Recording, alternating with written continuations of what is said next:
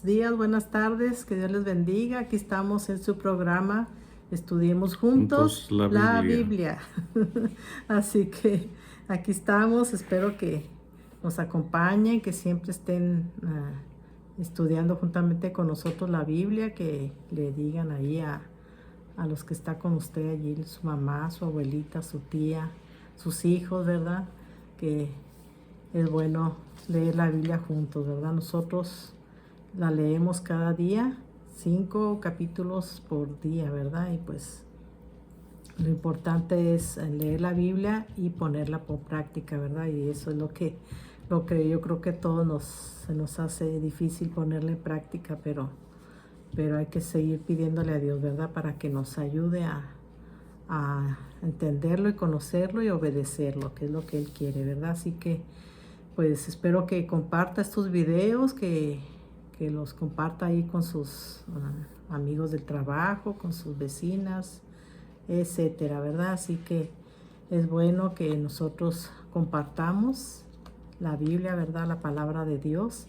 Y pues suscríbase, ¿verdad? Para que usted tenga ahí los videos cuando nosotros los que nosotros hagamos los videos, ¿verdad? Usted los tenga allí, ¿verdad? Que YouTube le avise pues cuando hacemos cada video. Así que suscríbase y pues también póngale like para que así YouTube los comparta también a otras personas. Así que bueno, ya saben. Y bueno, también pues el motivo de hacer estos videos es que todos, ¿verdad?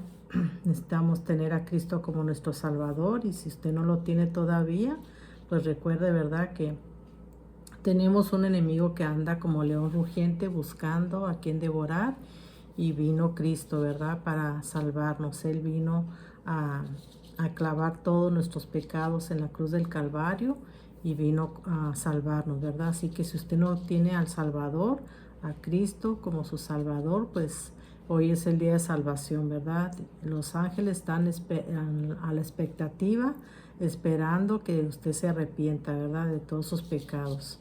¿Y cuáles pecados? Pues usted ha robado, ha mentido, ha adulterado, etcétera, ¿verdad? Todos hemos fallado, le hemos fallado a Dios porque somos humanos, ¿verdad?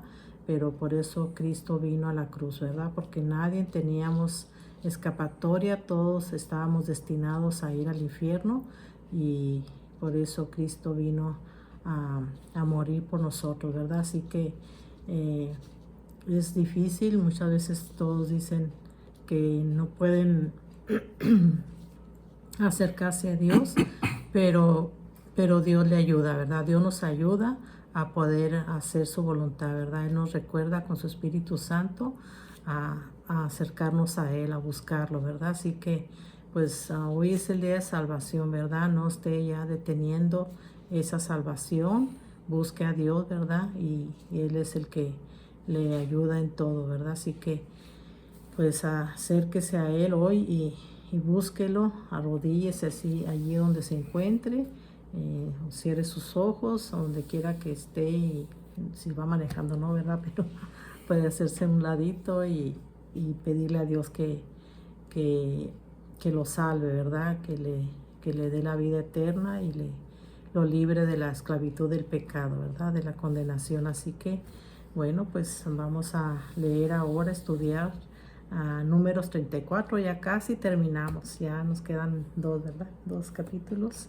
Este y otros 2. Otros 2, así que ya casi terminamos Números, ahí le llevamos poco a poquito, ¿verdad? Pero acuérdese que los estamos leyendo, estudiando desde Génesis y queremos llegar hasta Apocalipsis si Dios nos presta vida, ¿verdad? Así que espero que ustedes también los lean, los estudien, aunque sea allí en su trabajo o haciendo fila, póngalos, ¿verdad? Lo importante es que usted trate de estudiarlos y pídale a Dios que le ayude a conocerlo, ¿verdad? Por estos capítulos.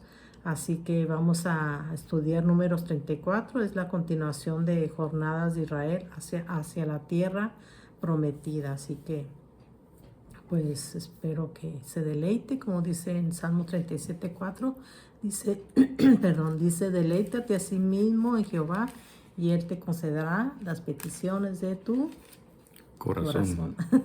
Así que Dios nos ayuda en todo momento, que Dios nos ayude a entenderlo y conocerlo. Así que, ¿cómo estás, Virgilio? Muy bien, aquí estamos todavía. Gracias a Dios, ¿verdad? Así que, en espera del regreso de nuestro Señor Jesús. amén. Pues que es la esperanza más grande del cristiano, que Jesús resucitó y que ascendió al cielo y que prometió regresar. Entonces, si Cristo no resucitó, bueno, no tenemos esperanza. Pero porque Cristo resucitó, tenemos esperanza de la redención, de la salvación, de la vida eterna, y tenemos asegurado que lo que Él prometió se va a cumplir. De hecho, todo lo que relata la Escritura es acerca de nuestro Señor Jesucristo. Y si el Señor Jesucristo resucitó de los muertos, entonces esa verdad hace verdadera el resto de la Escritura. Entonces, si Cristo no resucitó, la Escritura es vana. Pero porque Cristo resucitó, la Escritura es verdadera. Y en ese entendimiento, en ese conocimiento, estamos en espera de la venida de nuestro Señor Jesús a restablecer el reino de Dios aquí en la tierra. Y digo restablecer porque hubo un tiempo en que el reino de Dios estaba aquí en la tierra, establecido. Y había Dios establecido, y tal vez me estoy yendo un poquito fuera de contexto, pero Dios había establecido un reino aquí en la tierra y había establecido alguien que dirigiera, que tuviera ese reino como gobernador. Y entonces vino una rebelión de ese gobernador. Esto lo veremos más adelante. Ahorita no podemos dirigirnos a esa parte de la Escritura. Vino hubo una rebelión de ese gobernador, y entonces quedó el reino de Dios en suspenso, suspendido. Entonces, cuando viene el ser humano, Dios va a establecer de nuevo su reino aquí sobre la tierra, pero de nuevo los seres humanos pequeños, frágiles, caímos en pecado. Adán y Eva cayeron en pecado, y porque somos descendientes de Adán y Eva, todos pecamos. Así que ninguno es apto para gobernar. Ninguno somos aptos para gobernar la tierra. Entonces, el único apto para hacer ese trabajo de gobernar la tierra es nuestro Señor Jesús. Y Él va a regresar dentro de muy poco tiempo ya. Es hablar de un par de años o unos cuantos años más es poco tiempo. Ya han pasado 2000 años, y hablar de unos pocos años más es hablar de que es muy poco el tiempo que nos falta. Entonces, cuando el Señor Jesús regrese, Él va a establecer el reino de Dios aquí sobre la tierra. Y el Padre escogió al Hijo para ser el Rey de ese reino que se establecerá aquí en la tierra.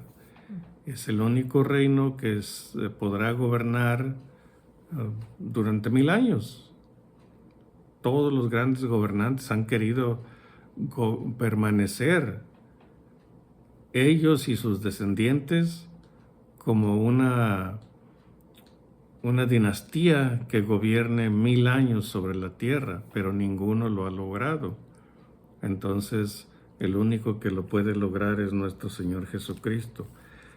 Bueno, sí me salí un poco del tema, en verdad, pero regresamos al tema. El capítulo pasado vimos las etapas del peregrinaje del pueblo de Israel hasta la tierra prometida, y estaban ya para entrar en la tierra prometida, y habían conquistado 2 grandes reinos del lado oriental del Jordán, y ahí se habían establecido 2,5 tribus del pueblo de Israel, Rubén, Gad y media tribu de Manasés. Manasés era una tribu muy grande y dijeron, bueno, la parte que nos va a corresponder allá en el occidente del Jordán va a ser muy estrecha para nosotros, y decidieron quedarse en el oriente del Jordán porque era una tierra muy amplia. Y entonces se establecieron 2,5 tribus en el oriente del Jordán y las otras 9,5 tribus en el occidente del Jordán. Y entonces se relatan todas las etapas. Cada etapa, el nombre del lugar a donde llegaron tenía un significado. Lo vimos rápidamente en el capítulo pasado, el video pasado. Y este capítulo 34 que vamos a ver ahora, básicamente tiene, por decir eso, lo podemos dividir en dos partes. La primera parte sería la ordenanza de Dios a Moisés, que ordenara él a los que van a entrar a la tierra prometida, y que les iba a encargar cómo repartir la tierra. Entonces establecieron en la primera parte establecen las fronteras de la tierra prometida, los límites de la tierra prometida, y que se va a dividir eso en 9,5 partes para las 9,5 tribus que van a cruzar el Jordán hacia el occidente del Jordán. Y la segunda parte es quiénes van a dirigir ese reparto de la tierra prometida. Así que no hay mucho que explicar, solamente pues vamos a irnos lo más rápido posible, porque pues es básicamente eso, el límite de la tierra prometida y los encargados de la repartición.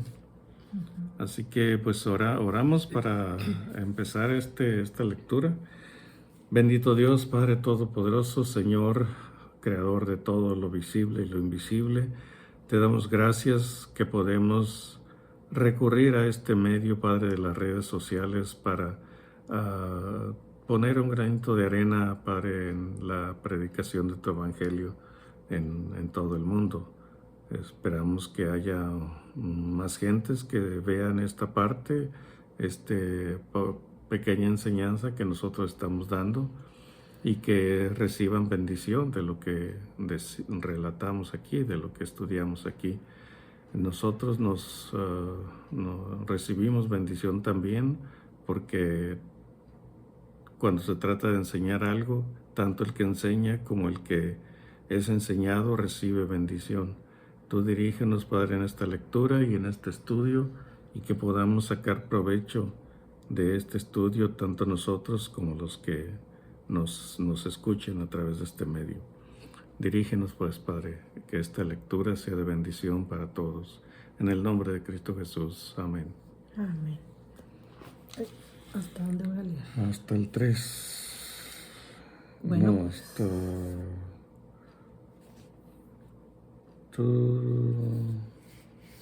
Sí, hasta el 3. Bueno, abra su Biblia en Números 34 y dice, y Jehová habló a Moisés. Y Jehová habló a Moisés diciendo, manda a los hijos de Israel y diles, cuando hayáis entrado en la tierra de Canaán, esto es, la tierra que os ha de caer en herencia, la tierra de Canaán según sus límites. Tendréis el lado del sur desde el desierto de Sin hasta la frontera de Edom, y será el límite del sur al extremo del mar Salado hacia el oriente. ¿Tienes algo ahí? Pues tengo hasta el 15. Todo del 1 al 15. Bueno, se establece el primer límite, el límite sur, que está, podemos decir, en línea con el Jordán, atravesando el mar Salado, el mar Muerto. y baja hacia abajo del Mar Muerto, y el límite se extiende o se extendía hasta la frontera de Egipto, hasta un río que se conocía como el río de Egipto, que lo mencionamos el nombre, ahorita no lo recuerdo exactamente el nombre, así que no voy a aventurarme a decir un nombre que no, pero lo mencionamos la vez pasada, en una ocasión pasada. Entonces era el límite, en la frontera con Egipto, ese era el límite sur, y llegaba hasta el mar Mediterráneo. Después, en los siguientes versos, se marca el límite occidental. O sea, el límite occidental es toda la costa del mar Mediterráneo, pues sí, a un lado del territorio de Palestina, de todo lo que es Palestina hoy, de todo lo que es el territorio de Israel. Y subía hasta el norte hacia Tiro. Y entonces en el norte se marcaba otra frontera, otro límite, otra línea que daba a Sidón más hacia el norte, y corría del mar Mediterráneo, el límite del norte del mar Mediterráneo, hasta un monte que está en la parte norte, el monte de Or, y hacía otro giro ese límite, y luego bajaba hacia el mar de Galilea, lo que se conoce como el mar de Galilea, o el mar de Cineret, o el Tiberíades, el mar de Tiberias. Es el mismo, es el mar de Galilea. Ese mar está en la región, en el tiempo del Señor Jesús, estaba en la región de Galilea. Y allí en ese mar era conocido como Tiberias o Tiberíades. Entonces, ese nombre era romano, Tiberíades, en honor al emperador Tiberio. Y pero para los judíos era el mar de Galilea. Y ese mar de Galilea tiene una salida de agua que va hacia el Jordán. Y el río Jordán desciende hasta el Mar Muerto. Y ese era el límite oriental de la tierra prometida. Entonces, aquí está detallado todos los límites que marca Dios para el territorio de Israel. Y en ese territorio se iba a dividir en 9 partes y media, para las 9 tribus y media. La media tribu de Manasés, que estaba en el occidente del Jordán. Y entonces establece Dios cuáles van a ser los límites de ese territorio. Y queda establecido que Rubén y Gad y la otra media tribu de Manasés iban a quedar al oriente del Jordán, en los 2 territorios que habían conquistado, el Og, rey de Basán, y ¿cómo se llamaba el otro rey? Sehón, rey de Hesbón. Esos territorios eran los que habían conquistado cuando estaba Moisés todavía. Aquí en esta lectura Moisés todavía está como el líder. Por eso dice allí, y Jehová habló a Moisés diciendo, manda a los hijos de Israel que hagan esto, o que marquen este territorio. Toda esta parte va a ser el territorio que les va a corresponder a ellos acá en el occidente del Jordán. Entonces, ese prácticamente está convirtiéndose en uno de los últimos actos que Moisés hacía como líder. Moisés ya sabía que él no iba a entrar en esa tierra prometida. Y ya incluso Moisés había decidido, bueno, pues es mandato de Dios, está bien. Entonces le pide Moisés a Dios, levanta a un hombre, pon a un hombre que tome mi lugar para que se encargue de llevar al pueblo y repartirles la tierra. Y ese hombre, pues el más obvio era Josué, porque Josué se había convertido en ayudante de Moisés y estaba Josué siempre con Moisés. Entonces los límites son así: el sur es hasta la frontera con Egipto, el occidente es toda la costa del mar Mediterráneo, el norte es por cerca de Tiro y hacia el monte Or, o sí, el monte Or, y bajaba hacia el mar de Galilea. Y el mar de Galilea era el límite del oriente, que bajaba por el río Jordán hasta el mar Muerto, y ese era el territorio.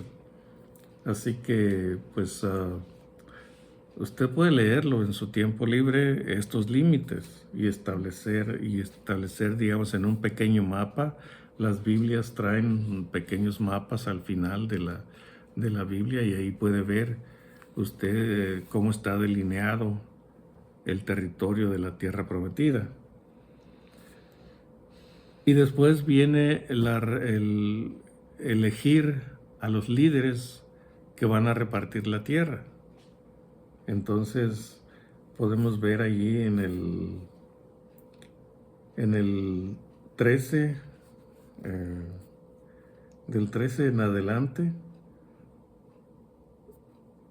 13. Del 13 en adelante. Y mandó Moisés a los hijos de Israel, diciendo: Esta es la tierra que se os repartirá en heredades por sorteo, que mandó Jehová que diese a las 9 tribus y a la media tribu.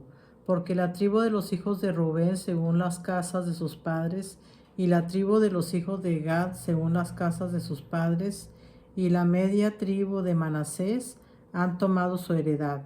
2 tribus y media tomaron su heredad a este lado del Jordán, frente a Jericó, al oriente, al nacimiento del sol. ¿Sigo? No.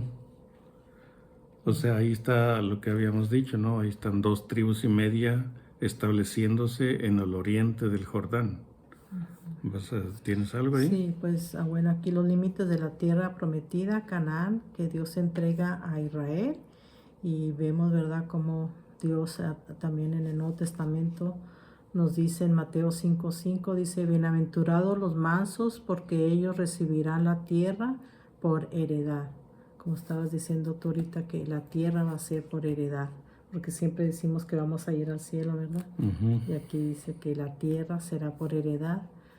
Y 1 Pedro 1:3-4 dice: Bendito sea Dios que nos hizo renacer para una herencia incorruptible, incontaminada e inmarcesible, reservada en los cielos.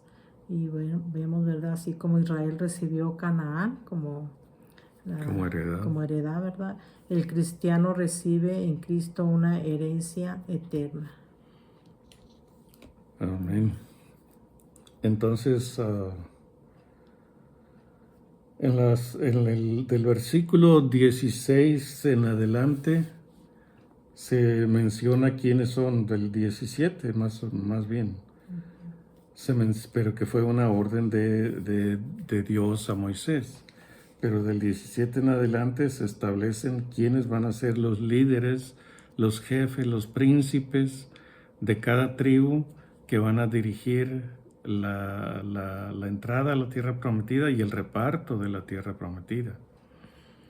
Y entre ellos, obviamente, están 2 personas, 2 hombres, 2 varones, 2 príncipes que se mantuvieron fieles a Dios en los 40 años que estuvieron vagando en el desierto, que fue un castigo de Dios por no creer, por no confiar en que Dios los iba a meter la primera vez que llegaron a la frontera de la tierra prometida. Entonces, la segunda vez que llegaron a la frontera de la tierra prometida, ya era un pueblo más dispuesto, mejor dispuesto, un pueblo que deseaba entrar y tener reposo en la tierra prometida, de no andar vagando por el desierto como lo hicieron durante 40 años. Entonces esos son, se puede decir que en ese momento ellos eran los mansos de la tierra, no eran perfectos, en ninguna manera podemos pensar eso. Ellos, esa generación, eran los mansos, los que decidieron confiar en Dios, los mansos que recibieron la tierra por heredad, la tierra prometida por heredad. Ahora lo que acaba de decir Gloria es los mansos en espíritu son los que van a recibir la tierra, literalmente el mundo entero, por heredad. Todos esos que somos los mansos, los que Dios considera que somos mansos, somos parte del cuerpo de Cristo. Entonces, el cuerpo de Cristo, o Cristo es en realidad el que recibe la tierra por heredad, porque Él es el que va a gobernar sobre toda la tierra. Pero nosotros que somos su cuerpo, somos los que vamos a recibir la tierra que nos va a dar el Señor, cargos en su gobierno sobre los diferentes lugares de la tierra, los diferentes países de la tierra. Entonces, es el Señor Jesús el que recibe todas las promesas hechas a Abraham. En el Señor Jesús se cumplen las promesas que Dios le hizo a Abraham. Y solo en Él, en el Señor Jesús, el pueblo de Israel, los elegidos, los que guardan los mandamientos de Dios y tienen el testimonio de Jesucristo, los creyentes, esos son el cuerpo de Cristo, esos somos el cuerpo de Cristo, esos somos el Israel espiritual. Entonces, en base a esas promesas es que entramos en la tierra, o sea, en el gobierno de la tierra de nuestro Señor Jesucristo, el gobierno que Él establece para gobernar toda la tierra.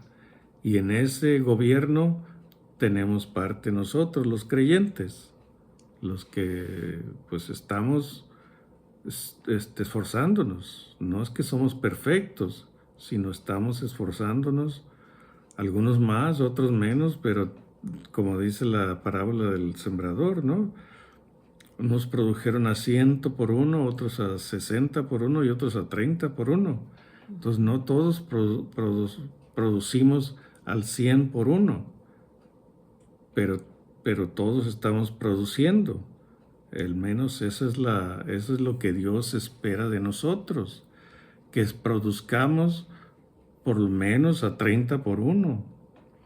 Entonces, dentro de estos líderes que iban a dirigir la repartición de la tierra prometida, están los dos nombres de Josué y Caleb.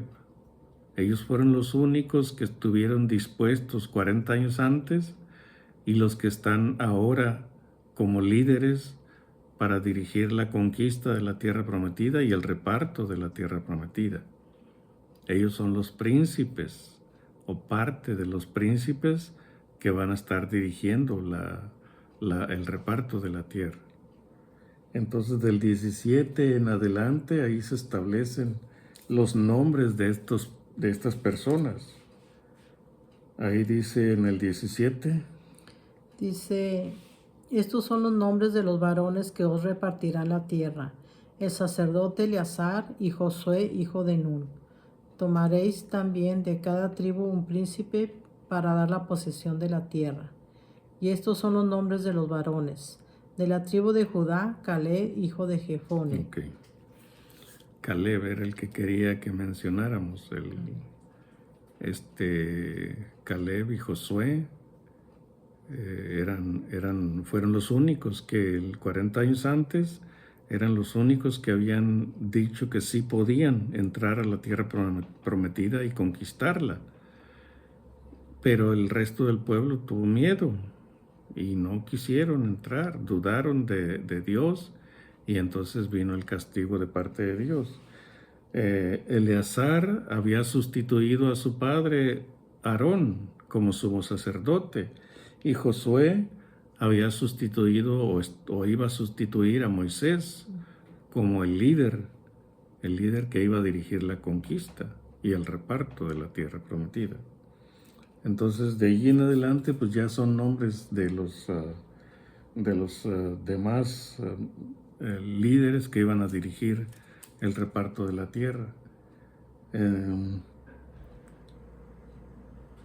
Al final, usted puede verlos todos en su tiempo libre, los nombres de ellos. Pero al final, en el 29, Dios dice que a ellos les va a tocar ese encargo, repartir la tierra. 29. A estos mandó Jehová que hiciesen la repartición de las heredades a los hijos de Israel en la tierra de Canaán. No hay mucho más que decir acerca de esto. ¿Tienes algo tú más? ¿Algo más ahí? De Números 34, del 16 al 29, dice que se nombran a los encargados de repartir la tierra. El tema central es la herencia que Dios prepara para su pueblo. En Números 34 la tierra tenía límites geográficos, pero la herencia en Cristo no tiene límites físicos. Y en Mateo 28, 18 al 19 dice: toda potestad me es dada en el cielo y en la tierra, por tanto, y de hacer discípulos a todas las naciones. El Evangelio expande la herencia a todas las naciones, no solo a Israel. Amén. Esa es la realidad. Cuando se trata de establecer una tradición, se pone una cadena en la persona, y esa persona tiene que vivir encadenada a esa tradición. De lo contrario, dicen algunos, no puede tener salvación. En cambio, el cristianismo no pone cadenas.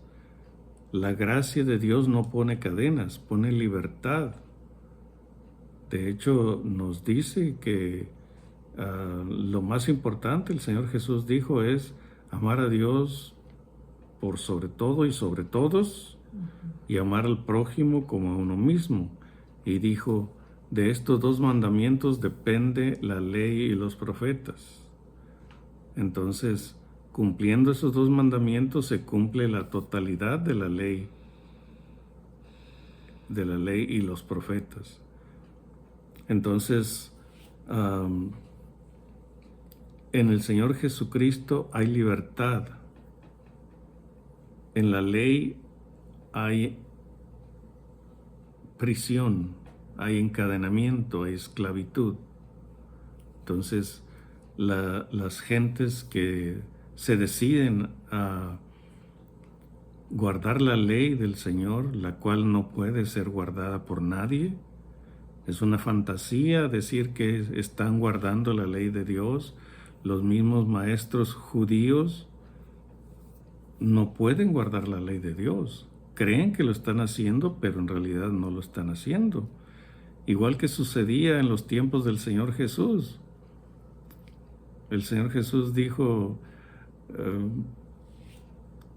en la cátedra de Moisés se sientan los escribas y fariseos. O sea, en la enseñanza de Moisés se sientan los escribas y fariseos. Y les dice: así que todo lo que les digan que hagan, háganlo. Pero luego dice el Señor Jesús: pero no hagan como ellos, porque ellos dicen y no hacen. Porque dicen: nosotros somos libres de eso que ustedes están obligados a hacer. ¿Por qué? Porque nosotros supuestamente, decían ellos, estamos guardando la ley. Entonces, por eso no querían mover las cargas que ponían sobre los demás hombres. Entonces, eso era lo que el Señor Jesús les reprochaba, que ataban pesadas cargas sobre los hombros de los hombres, pero ellos ni con un dedo querían moverlas. Entonces, de hecho, la ley no puede ser guardada perfectamente, no la puede guardar ningún ser humano. Tuvo que venir el Señor Jesús, vestirse de carne como nosotros, y Él, con el poder del Espíritu Santo, guardar la ley perfectamente, de manera perfecta. Y con su sacrificio, entonces, nosotros tenemos su justicia en nosotros. Pero por nosotros mismos no podemos guardar la ley de Dios. Nadie. Si leemos el libro de los Hechos, ahí vemos a Pedro reconociendo esa verdad. Cuando querían imponerle la carga a los gentiles que estaban creyendo, que les habían dicho, es que si no se circuncidan y guardan la ley de Moisés, no pueden ser salvos, le decían a los gentiles. Y Pablo y Bernabé dijeron que no. Entonces se decidieron ir a Jerusalén y convocar a una junta con el resto de los apóstoles, el resto de los discípulos. Y establecieron y hablaron de lo que Dios hacía por medio de Pablo y Bernabé entre los gentiles.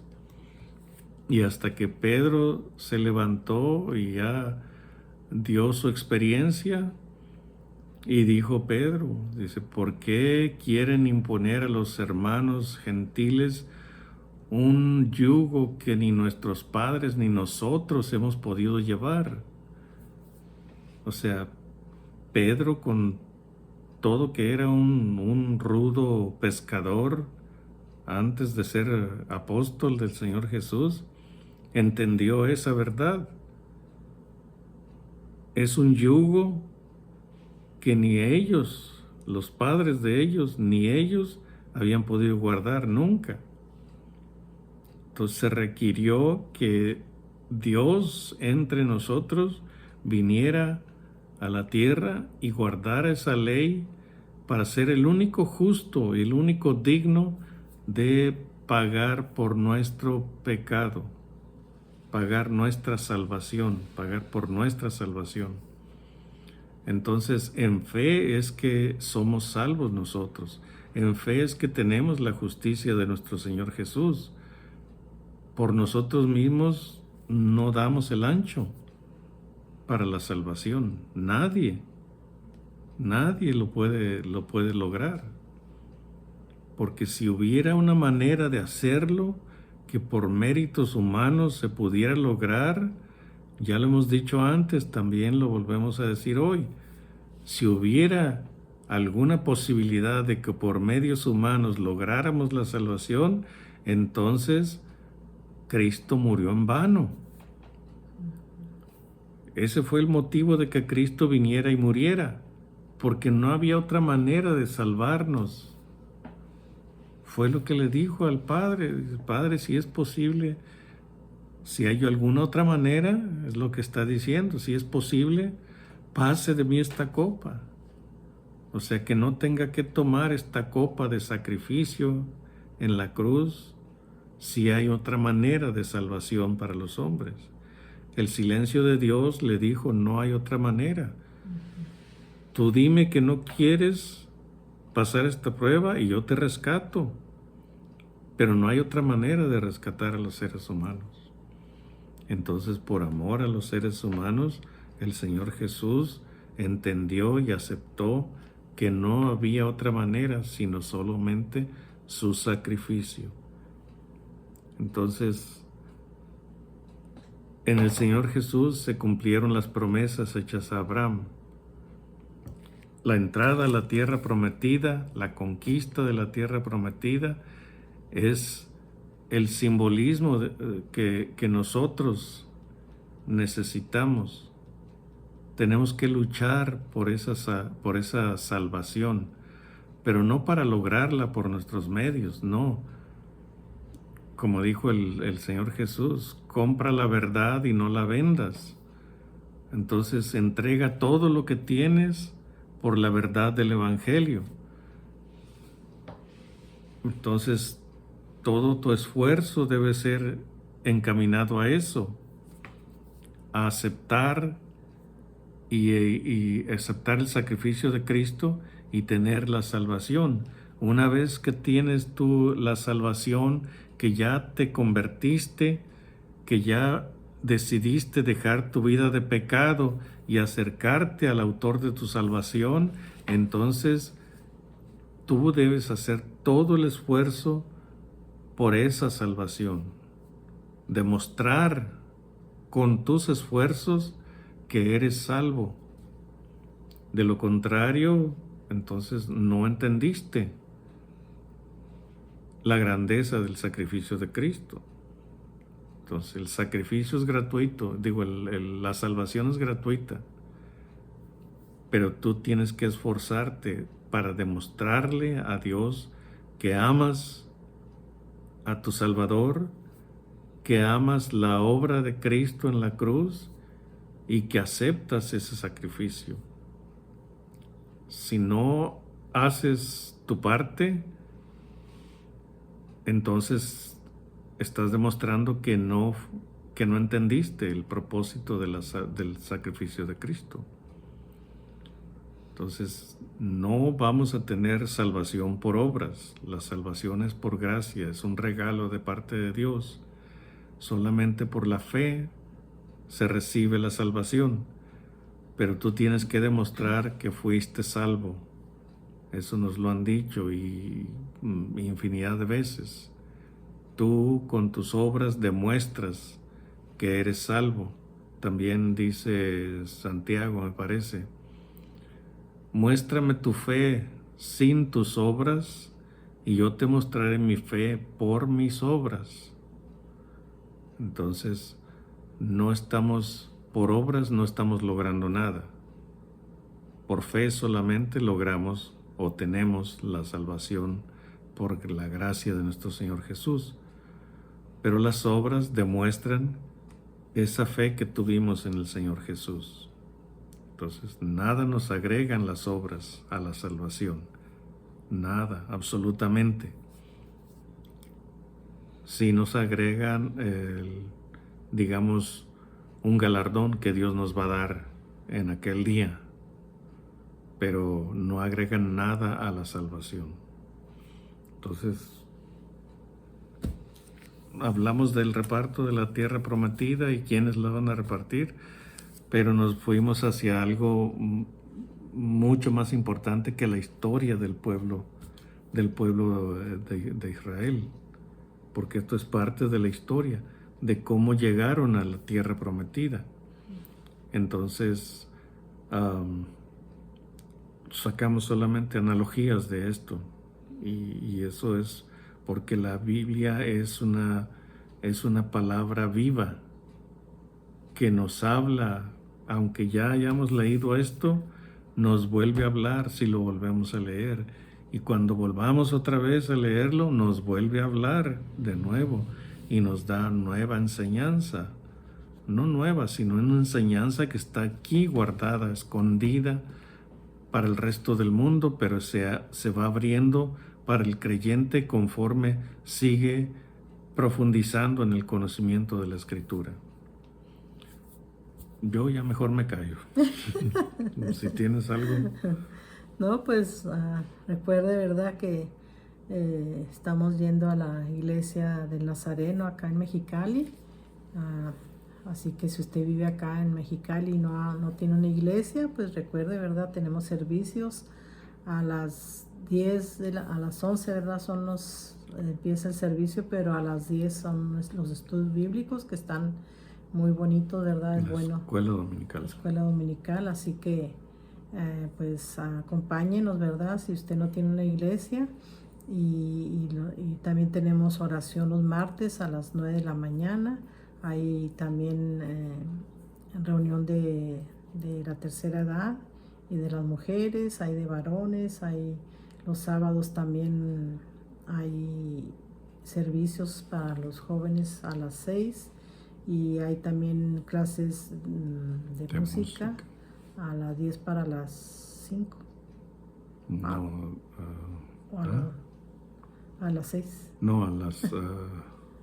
sí, creo que sí, a las 10 para las 5. Es para las y de 5. 5 a 6 creo es algo así. Pero por ahí. Así que ahí puede buscarlo, ¿verdad? En Google, en la dirección. Así que se llama Iglesia de Nazareno Primera Mexicali. Así que bueno, pues acompáñenos, y también pues allá en Barstow, ¿verdad? Donde íbamos en Barstow, California, ya está también la Iglesia de Nazareno, primera iglesia en Barstow. Así que si usted vive también allá en Barstow y no tiene dónde congregarse, pues ahí están también los hermanos esperándolos con los brazos abiertos. Así que vayan a la iglesia. Allá en Barstow los servicios son aquí los domingos Los domingos, bueno, la escuela dominical a las 9 y el servicio a las 10. a las 10 y los viernes a las 7 de la tarde. Ujú. Hay también oración y ayuno los sábados cada 15 días.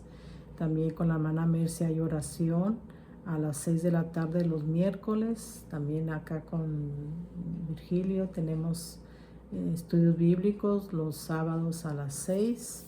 Estamos viendo Apocalipsis, así que pues es bonito, ¿verdad? Que estamos aprendiendo cada día más.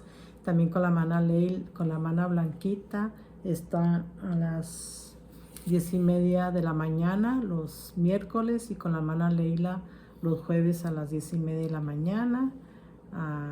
Por Zoom. Por Zoom. ¿Y qué más?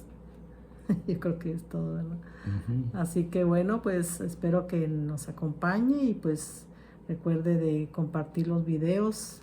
Recuerde también que tenemos oración los martes ahí por Facebook, los martes a las 9 de la noche, para que nos acompañe, ¿verdad? Y podamos orar por todas las necesidades. Oramos por todos los que vayan entrando, ¿verdad? Y oramos por todas por los presidentes, por los jóvenes, por todo, ¿verdad? Aunque muchos no tengan esperanza. Ay, ¿cómo que no? Es la esperanza. Bueno, pues es que igual que pasó en los tiempos del Señor Jesús. ¿Cuántos se convirtieron al Señor? O sea, de los mismos líderes religiosos no quisieron aceptarlo. Entonces, decir que algunos no tienen esperanza, pues es hablar de que el sacrificio de Cristo no les va a servir a todos. No es que no le alcance para todos, sino que no va a servir para todos.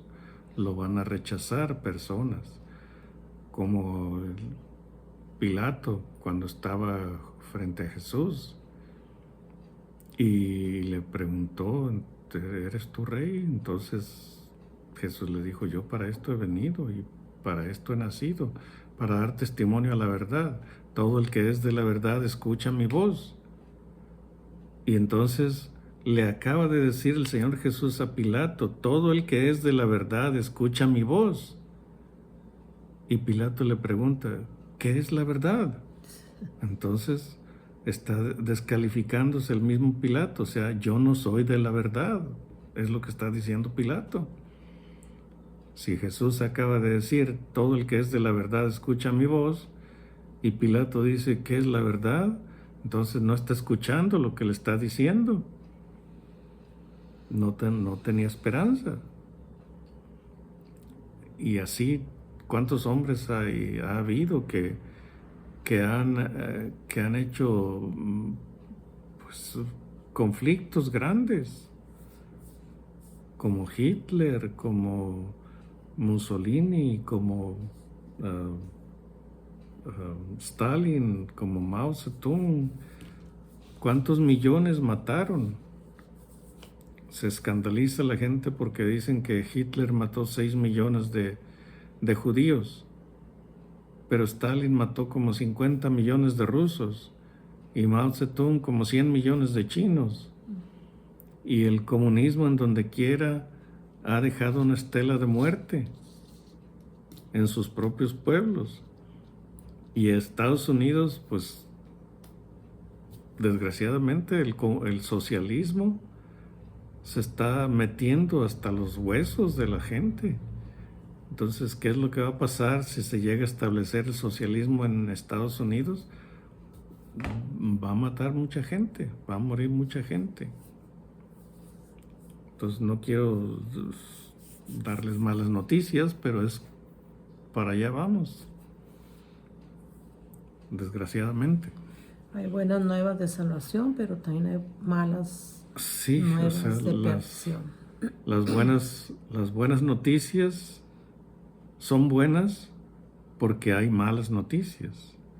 Entonces, las buenas noticias es que Dios nos está salvando, pero las malas noticias es que estamos todos bajo condenación. Entonces, tenemos que entender eso para entender las buenas noticias, el Evangelio, las buenas nuevas. Entonces, si entendemos que estamos bajo un yugo de pecado, entonces más fácilmente vamos a poder convertirnos, reconocer nuestra condición de pecado y arrepentirnos y convertirnos al Señor. Y como dije, mejor me callo. Termínale. Bueno, pues gracias por estar aquí, que Dios les bendiga y que esperamos que esté orando por nosotros y nos vemos para el próximo video. Bendiciones, bye bye. Hasta luego. Hasta luego.